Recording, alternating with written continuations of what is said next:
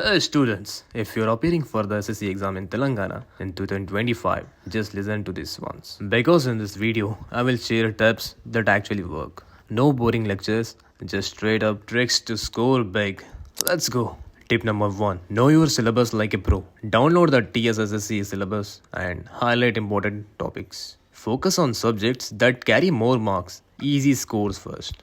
Tip number 2. Stick to SCRT books. No need for extra books, SCRT textbooks or your exam gold mine. Solve back questions. Trust me, direct questions comes from there.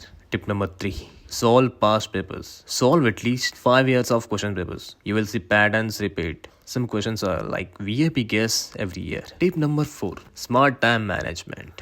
Morning is equal to tough subjects like maths and science. Evening, revision and diagrams. Practice maps, science, drawings. Tip number 5. Write, don't just read.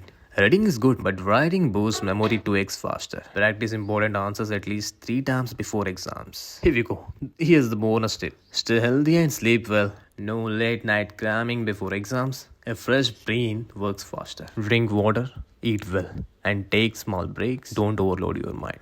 And my final words are, if you follow these steps, passing SSC 2025 won't be a problem. It will be a victory.